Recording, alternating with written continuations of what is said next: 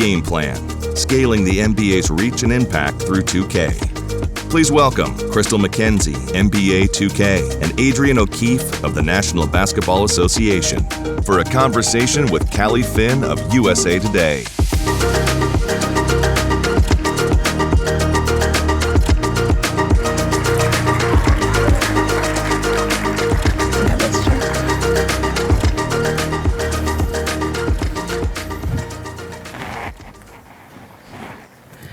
Hello, everyone. I'm Callie Finn.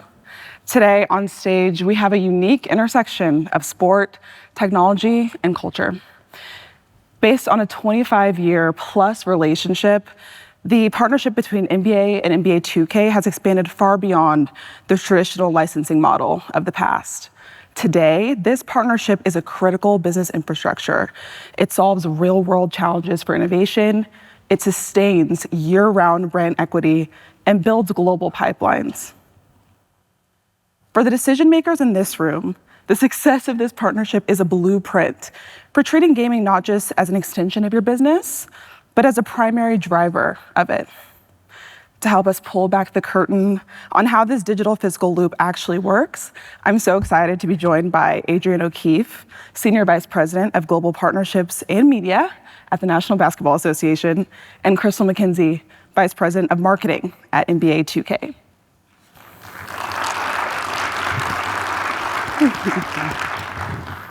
Adrienne, I think you might be great to kick us off because you might have a unique perspective here. How would you describe the current scale of this partnership today, and why is it essential for the league and its partners to operate within this current ecosystem to reach the modern consumer? It's a great question. So I'd be remiss if I didn't start by saying that it's been a record-breaking year for us with this title. We have the #1 selling sports title in the US and the second highest selling title across all genres. There are millions of fans around the world playing every day, collectively spending billions of hours in the game. And when you get numbers sort of that scale, it's become a little bit hard to contextualize, but suffice it to say, NBA 2K is one of our most impactful digital platforms, which is really a testament to the disciplined focus on product and marketing from the visual concepts and the 2K teams, and as Callie said, to the 25-plus year partnership that has evolved and grown over time.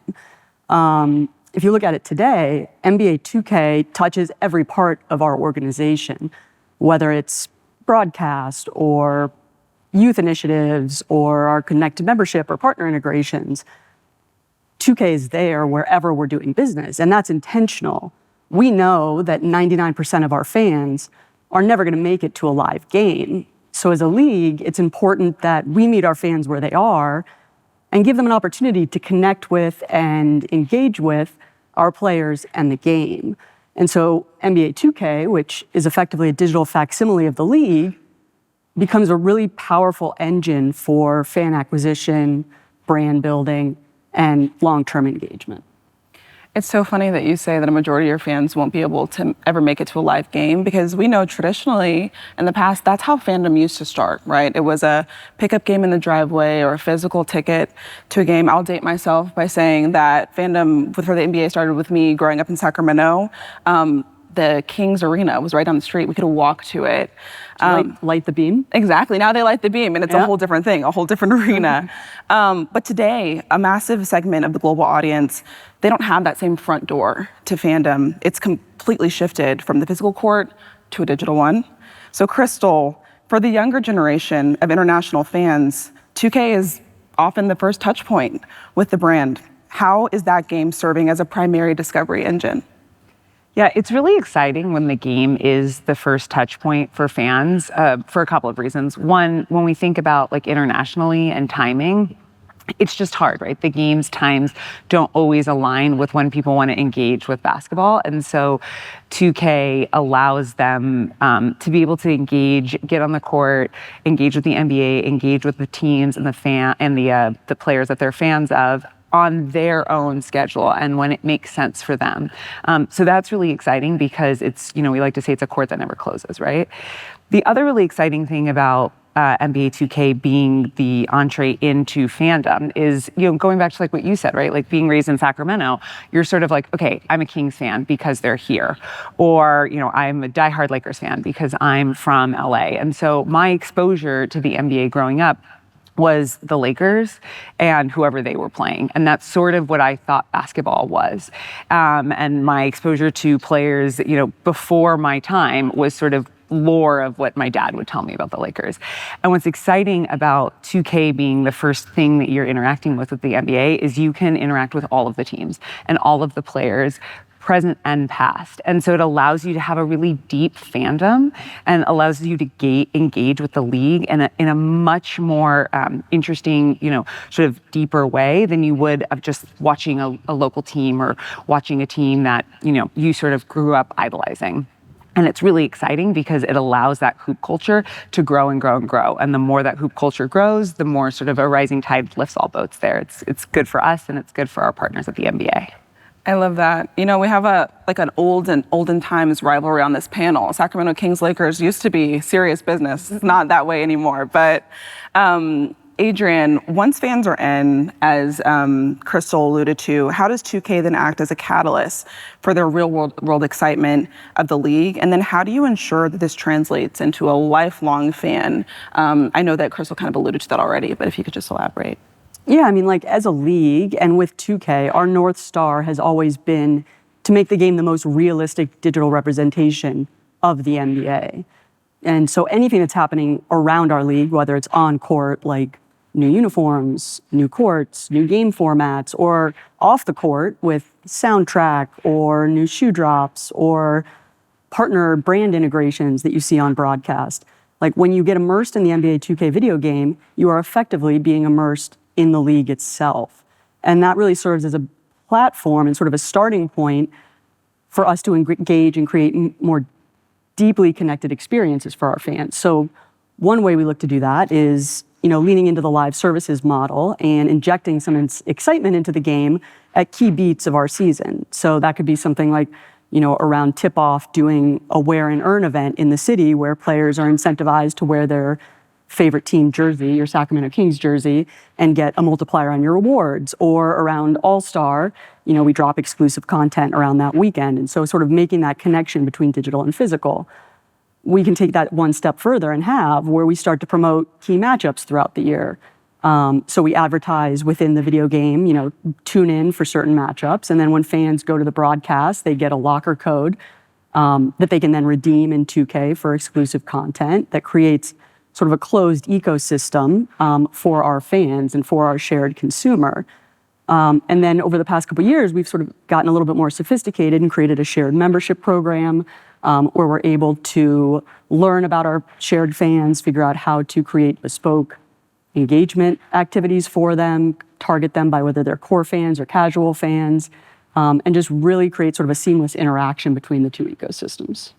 I love that. So we've looked at how gaming opens the door for fans, but now I want to shift to how this infrastructure actually solves high-stakes, real-world business challenges for the NBA.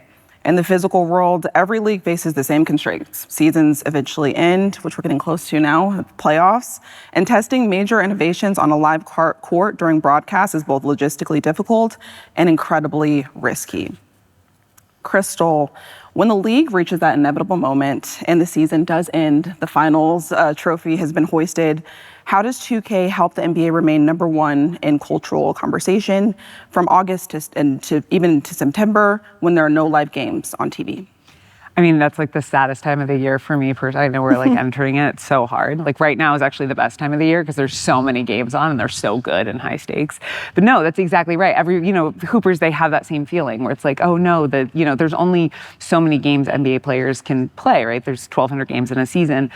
We're able to provide them that outlet, especially during critical times where, the trophy's been handed and your team didn't make it, and you can recreate what you want, what you wish the finals outcome could have been, or you could play your own version or a past version that is really exciting to you and that is something that like really motivates you around hoop culture. At the end of the day, we have We've had double-digit growth year over year. We have over 340 million Play Now games that have been played so far this year, over 1 billion hours.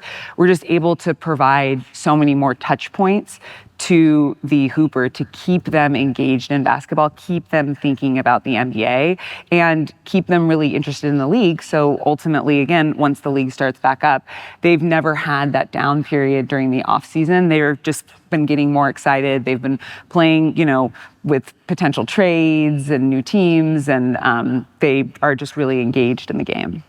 Okay, not to swerve into your lane, but I thought for sure you would mention like the ratings, the buzz around the ratings and the covers. Like I feel like every year the cover is such an exciting thing. But Adrienne, I'll turn to you to build on that, because staying active is just one piece of the puzzle. But the league is also using NBA 2K as a platform, as a strategic research and development lab to solve real-world business challenges, as I mentioned before. But I'm wondering if you can share an example of when the NBA tested a concept in the NBA 2K sandbox to pilot an innovation before bringing it to the physical court. I think the one that comes to mind immediately is about 3 years ago. I don't know if you guys are basketball or follow the league at all, but we introduced an in-season tournament called the NBA Cup. And it's essentially, a series of games in November are designated NBA Cup matchups, and the results from those games affect the competition. But they're also regular season games. And so we had to figure out a way to differentiate NBA Cup games from other regular season games that are taking place in November, sort of educate fans on what this program looked like and what the new NBA Cup was. And so the way we solved that was coming up with custom courts, and Custom's probably doing some heavy lifting there. I don't know if you guys have seen them, but they were like neon yellow and blue. I think the Knicks were orange. And as we started seeing the first iterations of the design, we had the realization that this could pose a problem on broadcast. Can you see the uniforms of the teams when they're playing on these courts? Can you follow the ball? Is it going to obstruct refs' views? So we went to 2K and asked them to put the courts in game and run some simulations so that we could actually make tweaks and make adjustments based on that. So that's one sort of example recently that happened. And then another one that just came to my mind as I was talking was on the brand side. This wasn't anticipated, but a handful of years ago, probably right before COVID actually, we had a partnership with Ruffles, and they were also a partner in the game. And at the time, they did a little in-game event in NBA 2K where they introduced the 4-point line. Their messaging at the time was that you had to go bigger with Ruffles. So it was the 4-point line that you could shoot from. And it was so well received within the video game that the subsequent year, so in 2020 at the All-Star game, we actually brought the 4-point line to the celebrity game. So it was one where we didn't anticipate it, but it was so well received in the video game that we actually wanted to bring it to real life. I remember that. And I remember the 4-point line being such a fun addition. We talked about the idea of a rising tide lifting all boats, and we've looked at how this relationships works for the NBA and for 2K. But my understanding is that the real power of this infrastructure is its ability to scale the business for global third-party partners. To me, this is clear in the way that 2K has become somewhat of a digital mirror for the league and basketball culture. It's an intersection where tech, fashion, music, and sport all come together. Brands want to be part of this ecosystem because it offers a level of interaction and cultural relevancy that you can't find anywhere else. Crystal, can you please share an example where an activation created a simultaneous business lift for the league, the game, and a brand partner all at the same time? Yeah, we actually had a great partnership this year that went viral with Rhone. So Rhone was a new partner for the NBA. They do active men's and women's wear. If anybody here isn't familiar with the brand, it's a really cool brand. Really cool styles. So they had a great licensing partnership with the NBA, and they specifically were doing quarter zips, which had sort of a moment on the internet. Everybody was talking about quarter zips are the new sort of blazer and the new way to step up and show up and still look really polished. And so we put the quarter zips, we put everything in the game, but we put the quarter zips in the game, and we saw that there was this trend going on in social media. And so we, captured it, we promoted the quarter zips, and it went viral. It got picked up really by everybody from, ESPN to like Hypebeast was talking about the quarter zips and how if it's cool in real life, then they put it in NBA 2K and then you can put it on your My Player. And we saw a lift in in-game purchases. We saw a lift in sales for that particular quarter zip in the game. And then ultimately Roan saw a lift as well of their sales of their NBA partnership apparel. So it's like this really interesting moment where you can bring brands together in this digital ecosystem that can respond so quickly to social media trends and respond so quickly to culture because everything is digital and because everything is immediate. And that's really, really exciting. Okay, I gotta hype this up because if you guys didn't see this, it was huge. Like she's almost like underselling, I think, the cultural impact of this quarter zip thing. I mean, it was like everywhere. Like having that quarter zip in the game, like I was seeing it on TikTok, like put the Nike text down, put on a quarter zip. So that was a huge deal. But Adrienne, to look at brand persistence, there's another great example in the game that fans of the NBA and even the WNBA will understand, and it's State Farm having a 24/7 presence in the open world mode, which is called The City. And that's thanks to a digital Jake from State Farm, who's been at the draft, who's everywhere, but is also in the game. How does that digital storefront offer a return on investment and then a stickiness that traditional broadcast sponsorships just can't match? Yeah, it's a fair point. I think, our marketing partners find 2K to be a really compelling addition to their brand strategy with the NBA, just because it is an always-on environment. And on top of that, it's not just sort of a passive lean back, here's your brand placement, it's on courtside signage, or it's a lower third during broadcast. It's like you're interacting with fans on a one-to-one basis at scale. So you've got Jake in there who's talking to every single fan that comes in, giving them little side quests to go explore a different part of the game. And every single time, State Farm's getting some awareness and some engagement with those fans and sort of being able to reach fans in an NBA environment that's digital, so it's able to scale and it's year-round versus only when games are on, is huge for our partners, and I think they see a ton of value in it. And having that interaction we hit it on the licensing side too. I mean, Crystal mentioned it with Roan. We've done engagements in the past where we're trying to connect the digital and physical, as I was saying earlier. Like Nike, for instance, we did a partnership with them in the game where if you leveled up your My Player to something that's higher than LeBron's in-game rating, you were able to go to the sneakers app and, purchase a specific gamer exclusive shoe. And sort of gamifying the commerce experience is something that really works well in the same way that sort of adding one-to-one interactions in our game works really well for our marketing partners. Amazing. Back to Crystal. I think that you already touched on this, but I'd love to turn to you for even more insight on 2K as a digital cultural ambassador for the league. Is there another way you can think of where the intersection of fashion and even music in 2K makes the game an ultimate funnel for bringing non-endemic global audiences into the NBA ecosystem?